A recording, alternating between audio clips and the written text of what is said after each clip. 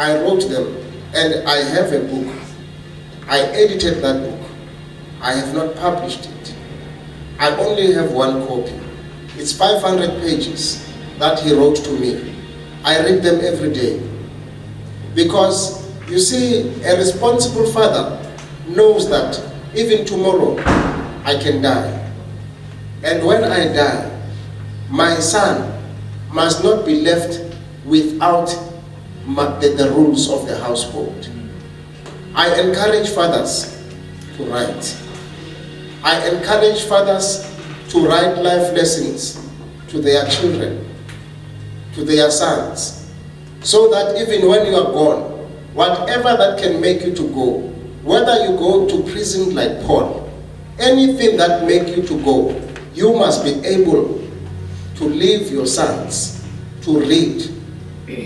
So this is my encouragement to you. And as he was doing this, there is a few things that I have learned from him. And these are the things which I am hoping today that I will share with you. It is my desire, in my natural state, to share this with you. And I will hear God as we continue, if he will allow me to share these issues with you. Hallelujah. Amen. Now, at the beginning of the week, I shared with you that we are a material that was created through relationship. I shared with you that God created everything, saying, let there be this, let there be that, let there be that. But when he was coming to create us, or to make us, as the scholars would love to have it, he says that let us, which means that before the clouds were made, he just said let there be. Allow me also to say, he did not say let us when he created angels. He said let there be. Because there was no other agenda concerning angels except for them to serve. But when he was going to bring men into existence, he said, let us. Yeah. Now I want to revise that with you to tell you the reason why he did that. In the first place, the clouds are created for men. The heavens are created for men, not for angels. In the first place. The heavens are created for men. The clouds are created for men. The stars are created for men. Everything around here, the seas are created for men. The wind is created for men. Whatever that is around here, it is an atmosphere that the Father wanted when his Son arrived. All these things will be there. Therefore, when he was about to create you, he said, let us. And you are the let us product. You are the product of a relationship. That is why even in the natural, your mommy and daddy, they say, let us. That's why you are here. They say, let us. Therefore, you are a product of relationship. You are made in the image of God. God is love. You are made in his image and his likeness. That means that you don't have to be in love. You don't have to do love, but you are love. You don't have to be in relationship. You don't have to do relationship, but you are relationship. Most of relationship problems, they are not outside, but they are inside. If you have a problem in a relationship, don't look outside. Look inside. Am I still love? Am I still relationship? And in the very area of our identity, it is the area which we struggle in. We struggle more in relationships than in any other area as believers. I made this example. I said that in our country, we have got the leading organization in the government, which from the past 100 years, it only had about 5 splits. And I said at the same time it was formed, the Pentecostal movements that we know that were formed in the sense of faith, mission, and assemblies of God, they were formed exactly at the same time. But today, there are more than 100,000 splits in them. And the same politicians, they come to us to say, come help us to unite. And yet we are the ones who are more of the relationship mafias than them. That's what I said. And I said, the reason why this is happening, the devil knows that you are love. Therefore, he is going to attack your image. He is going to attack your identity. We have got more love issues than the Hindus. We have got more love issues than the Muslims. We have got more love issues than the Buddhists. We have got more relationship issues than anyone outside. Not because we are troublesome, but because relationship is our identity. If the devil has to attack us, he must attack our identity. Yeah. That's what I said. Now, indeed, we read in Luke 3 verse 38 that Adam was the son of God. Adam was the son of God.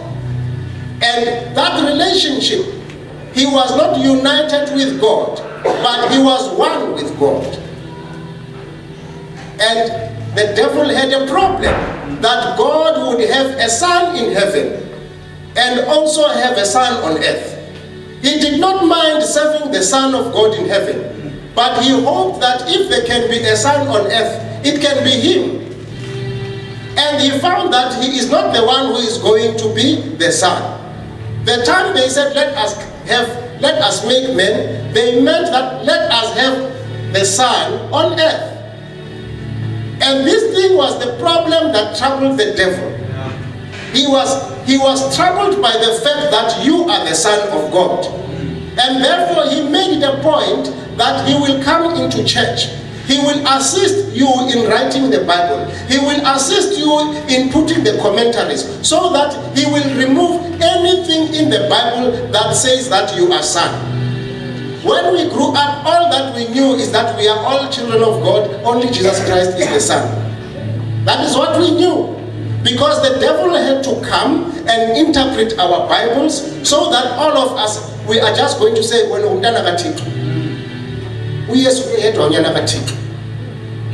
and everything was written in front of us, but we could not see it. So today we have come back to say we have come to bring the sons. Amen. That the sons must begin to emerge. Because yesterday we have learned that there are many things that happen when sons are not there. Yeah. And therefore we made it our purpose that we shall make sure that we pull out the sons. We will pull out the sons out of every child. We will pull out the sons out of every slave. Because even in Egypt, one day they entered Egypt through sonship, because Joseph was the son of Jacob, and therefore everyone who was the son of Jacob was welcome to be in Egypt. But overnight, when they woke up the next day, they were no longer sons, they were slaves. But God was not going to allow them to go out of Egypt as slaves. And then he says, go and tell Pharaoh. Now here is the part that I would like to teach about today. Go and tell Pharaoh that Israel is not saying Israel are my sons. He says, go and tell Pharaoh that Israel is my son, though you have turned him into a slave. Now who is Israel? Israel is Jacob. That is Israel. Israel is Jacob, and he says, Jacob is my son. Not even Jacob is my son. Jacob is the son of Abraham, but Israel is the son of God. You see, Israel is my son. And the Israel who is there is no longer the Jacob, but is the 12 tribes. Now all of them, they are called one son. Now this is one part as a father you need to have. you need to call all your sons one son. If you want all your sons to be in the will of the Father, you need to treat all your sons as one son. There is no son that you must love more than the other son.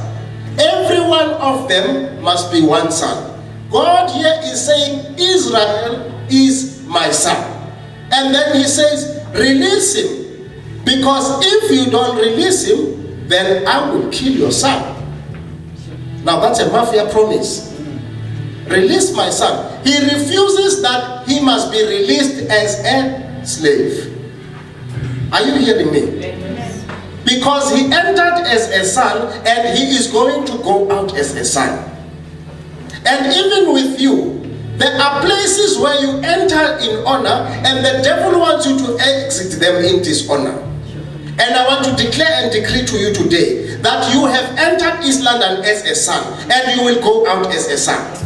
You will not go out in shame in East London.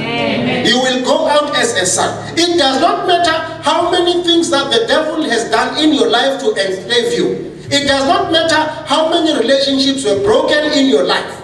But as you have entered East London in purity, and so shall you exit it in purity. Now,